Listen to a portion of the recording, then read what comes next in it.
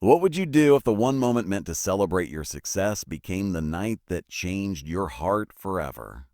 On a glittering Christmas evening, beneath golden chandeliers and perfect smiles, a powerful CEO brought her deaf daughter to a dinner that was supposed to impress investors, but instead, it revealed who truly understood the language of love. Stay with me, because what happened before dessert was served would transform 3 lives and remind everyone in that room that the loudest voices are not always the ones we hear. She built an empire with her voice, but her daughter lived in silence. Oh. And tonight, that silence felt louder than ever. Victoria Hale had never been afraid of a room full of powerful people. As CEO of Hale Innovations, she was known for commanding attention the moment she entered any space. Investors admired her precision. Employees respected her authority.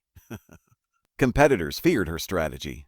But tonight wasn't just another corporate gathering. It was Christmas Eve, and the annual executive dinner was being held in the grand hall of the Harrington Hotel. Crystal glasses shimmered beneath chandeliers. A towering Christmas tree stood at the center of the room, decorated in silver and gold. Everything was perfect, except Victoria's heart. Beside her stood her 8-year-old daughter, Emily, wearing a deep green velvet dress. Her golden brown hair was tucked neatly behind her ears, revealing the small hearing aid she rarely wore anymore. In her hands, she clutched her worn teddy bear, the one she took everywhere when she felt overwhelmed. Emily was born profoundly deaf. Victoria had spent years fighting guilt she never spoke about. As a single mother after her husband passed away, she had buried herself in work, convincing herself she was building a secure future for her daughter. But security did not replace connection. Success did not replace understanding. The dinner had seemed like a good idea at first. Emily had asked why her mother always dressed up for Christmas but never stayed home. So Victoria made a bold decision. Come with me this year. She had signed awkwardly to her daughter earlier that day. Her sign language was functional, but businesslike. Just like her, Emily had smiled politely. Now, as executives laughed loudly and glasses clinked, Emily stood quietly at her mother's side, watching lips move in conversation she could not hear. Victoria tried to include her, kneeling down occasionally to sign short explanations. But she was constantly interrupted. Victoria, the board needs a word. Victoria, the new merger details. Victoria, investors from Chicago are here. Each time she stepped away, Emily's small shoulders tightened.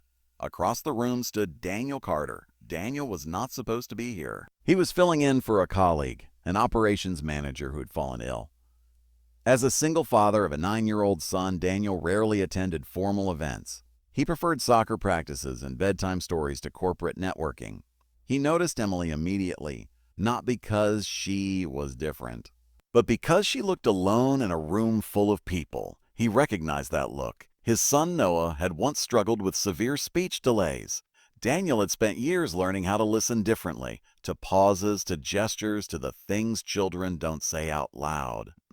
As Victoria was pulled into yet another discussion, Emily drifted toward the Christmas tree, staring at the lights. Daniel approached slowly, kneeling so he was at her eye level. He didn't speak. He signed.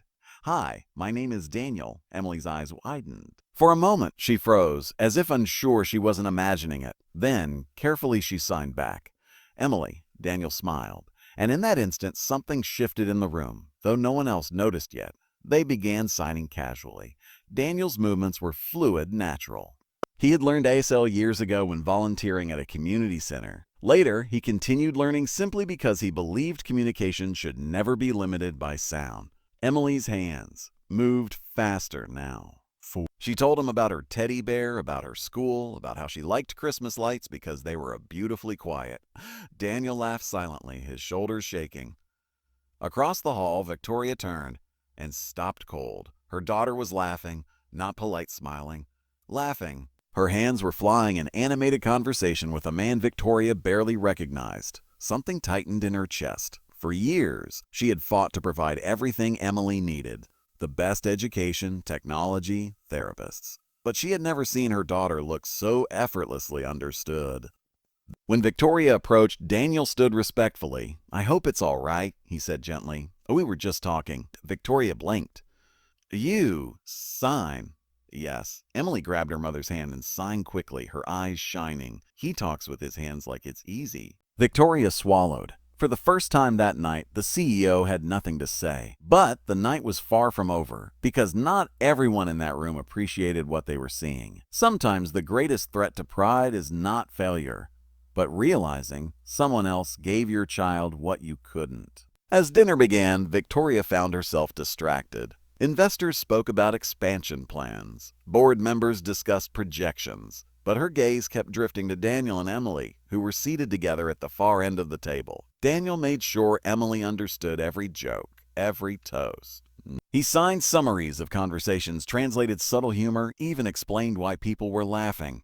And Emily glowed. But not everyone was charmed. One senior executive leaned toward Victoria and whispered, "Is it appropriate for an operations manager to mingle like that? And especially with your daughter?" Victoria stiffened. The comment wasn't cruel. It was subtle, polite, but it carried a message. Hierarchy mattered. Appearances mattered. Control mattered. For years, Victoria had mastered control. She stood abruptly and walked toward Daniel and Emily.